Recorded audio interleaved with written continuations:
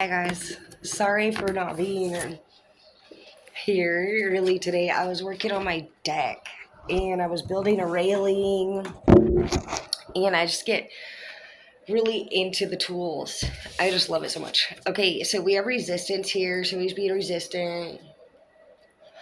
You're like, how about you go, bitch? Literally. There's a lot of things that remain unknown apparently when you some of you guys need to start with just basic sanitation. You don't trust people. You need to focus on finding love and peace for sure too. You're not supposed to be your own leader at this time. You need guidance in your life. Some of you guys have a lot of pride, and you don't need that with what you're, because like just like with changing a tire or anything else that you do in life, you have to learn the right way to do it, and it's best to learn the right way to do it. And so you could be 24, 26, in between like 21, 28, things like that, going through that realization that you've had enough of fucking listening to this person who remains unknown all the time. But no, this person disrupts your energy and you won't move into your next portal. You can't go through the portal with unpure energy. Like, you need to understand that you manifest from your thoughts and your feelings, not from how we look and not from the status that we have, not from what we do. People are all caught up on this 3D stuff. You're saying you're becoming 5D. So 5D is alchemy. And to get there, you have to go through hell. And you basically get through it. And you get to this point of heaven, so relief. And then God basically gives you this option. Do you want to go back out there and do the 5D, or do you want to stay here, or do you want to stay in hell basically because you didn't do shit? But no matter what, you're always doing. So when you start to think of it like that, I think of it like if we were to call out of work every time to God, that we decided we were going to focus on something that we have already established breaks us down. You're broken down right now for whoever you are. And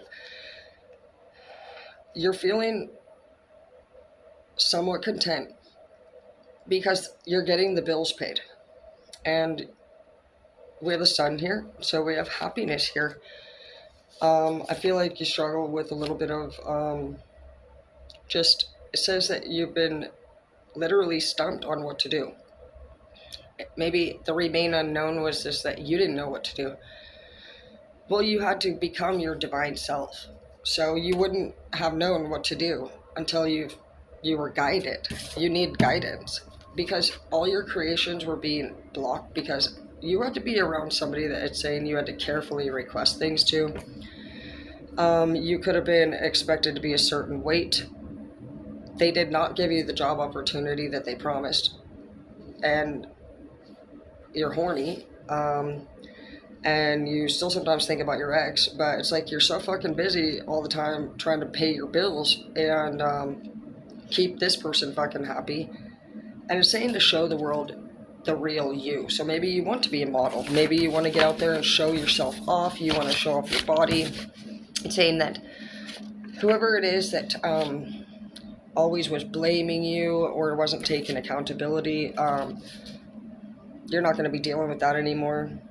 You're not going to be dealing with this whole back and forth revenge thing.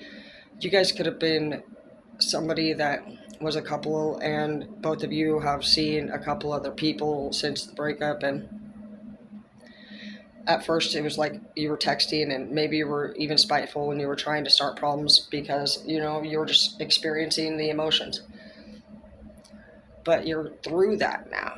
You're actually not texting this person as much hateful stuff anymore, and the two of you may or may not be working it out however it is working for you, but things are advancing.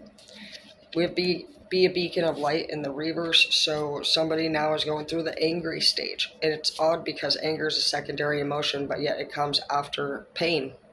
which is the first. That's what the real part of anger is. So I think once you actually allow yourself to cry, to feel validated by yourself, that is alchemy. That is where you transmute the energy in the room. To make it to level 5, you have to go through that pain and come back out. That's hell and back. That's what they call it. They call it the Eight of Swords or the Dark Night of the Soul. Tower moment. But a tower moment is actually described as God coming down and pretty much punching. I just picture him punching down this fucking tower. And literally everything must go. Like when a tower moment occurs, it's a forced thing. So some of you guys may have had to go to jail. You could have got CPS involved, DOC involved. But basically, during the time of a tower moment, everybody in your life has already been saying, hey man, you need to get off this, or you need to stop doing this, or you two need to stop, hanging out because you're going to get a DV charge, or, basically you're getting warnings that you need to stop doing something. And you could be being watched for some of you guys. We also, my concern here too is just that you're feeling actually angry. We have somebody that doesn't want to be a beacon of light. It's because your soul's not healing. Something happened to you. You're ashamed of it. It could have been a boy-on-boy situation. It was forced, obviously, and it could have been an older cousin, possibly an inmate, a friend even, but they were older than you by maybe 3 or 4 years. Like maybe they were 15 or you were 15, somebody was 15, and then the other one was younger. And I feel like it happened in the summer, but Marcus could resonate for some of you guys. We have that here, but you threw yourself into, actually, possibly for some of you, you wanted to now help people, you wanted to save people. You never told your story though, and so you're not on the right path. If you become you never put yourself, you never gave yourself that time. You basically were ashamed of what you represent. You tell everybody to be open and to be honest, but you don't tell anyone your story. And so you're being called out here. Your heart is broken, and it says that you struggle with betrayal continuously because of this too. When you wear a heavy heart, that's what we manifest from, how we think and what we feel. And so if you feel pain because you miss somebody who died or even just screwed you over, even if you're not a bad person, you're manifesting people that are like that because you're thinking about it. We manifest from our thoughts and our feelings. If you'll know where you're at with however life is, because if it troubles you, it has power over you. And then we have to clear it up. So anything in this chapter that has any sense of power, I want you to go through everything in your whole house. Say goodbye car, goodbye table, goodbye son, goodbye daughter, goodbye mom, goodbye dad. Literally go through everything in your fucking life and just let it feel its way through your body. It's going to hit hard, mild, nothing, and you can just, you can do a mental journal, or you can even just do a physical journal, whatever works best for you. But anything that troubles you has power over you. You are not wise enough to figure out how to let it go, find a solution. And basically, we don't really have problems. I feel like the problem is that somebody got really greedy with their mindset or their views. They made a rule up out of nowhere, and people dispute those things. And the better that you can get at seeing everyone and giving everybody their own rights to feel and think however they want to, and just categorizing everybody, this person would be best here, these would work better over here, and you're actually not thinking about in any way how you can benefit, or the earth is a 3D tangible shit, is going to excel like money. I don't want you to be thinking of your people as profit.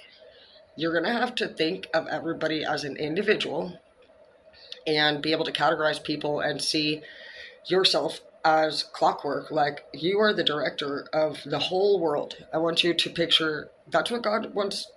That you and God are going to be basically working together because He wants to teach you how to play human chess. Okay? So, checkmate. You must be very talented. You got Hierophant coming in right here, so things are going to get challenging. You're the smartest card in the deck for some of you, and you don't get no credit for this. It's like pretty much working for the CIA. You can't tell nobody what you did ever, and you live this secretive life. Okay, well, that's okay. That's what it says in the Bible to do anyway. Gift with one hand, slap an ass with the other. Corinthians 6:9, 6:9. But legit, nothing gets easier. You got to stop trying to date and jump into these new relationships when you're not healed, okay? Because you're going to get in trouble for that. People tell you all the time, don't be dating, or don't do this, don't go do this. So every time they've even said that and you did it, you went against people's advice. You went against your past experiences. We all have. And so you do get sins for that. This is not just your life.